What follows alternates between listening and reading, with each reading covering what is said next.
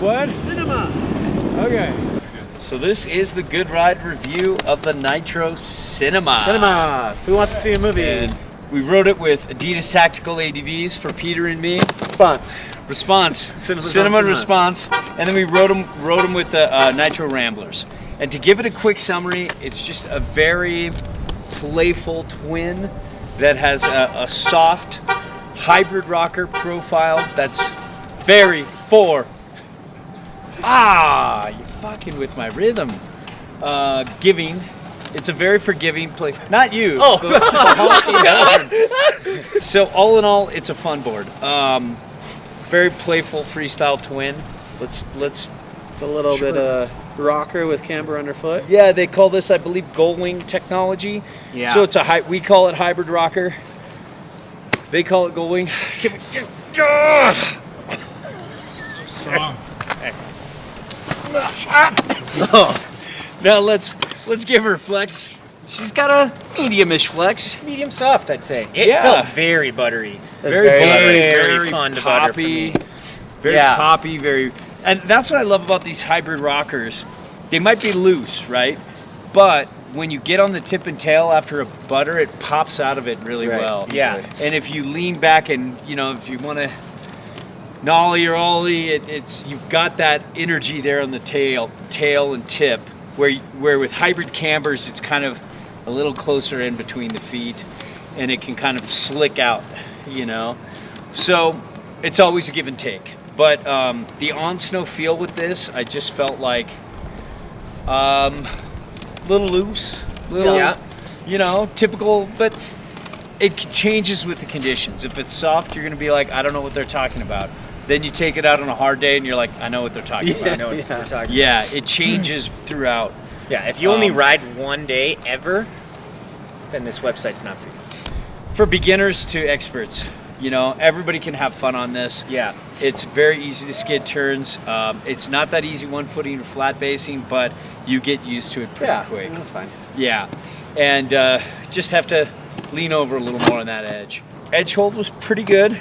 I didn't feel like it was amazing, but I didn't feel like it was lacking in those hard patches of snow. No. I wouldn't. No.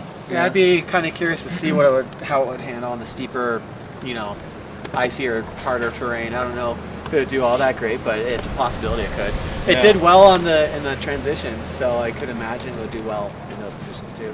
When turn initiation, I felt like who knows really truly what the side cut's doing, but maybe it's the hybrid rocker, maybe it's the side cut, but I felt like it turned pretty quick.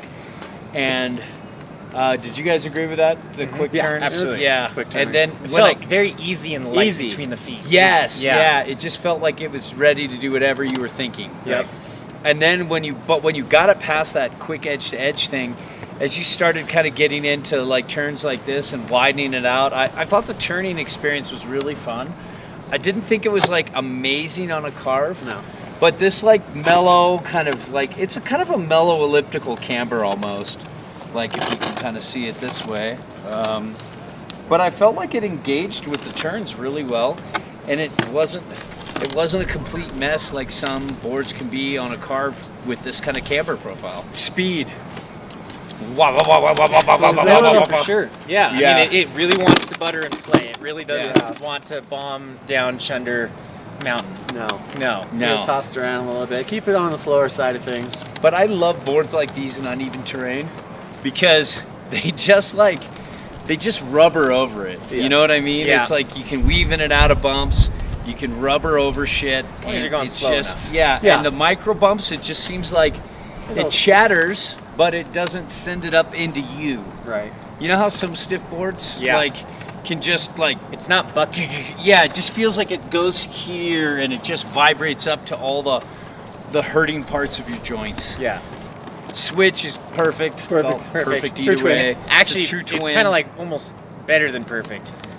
It's like so easy, with Yeah. that little bit, it just because some boards will ride perfect switch, but like if you kind of mess up a little bit, this one will completely forgive you for that. Yeah. Yeah. If this was an That's free. ASIM twin, it might be even more better perfect.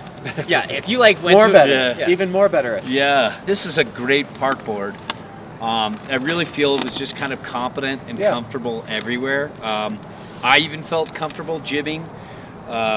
What little jibs I did, I felt like it got good little air for Grandpa here. Like, guys, what did you think about the park? Jibs and pipes. So talk to me here, bud.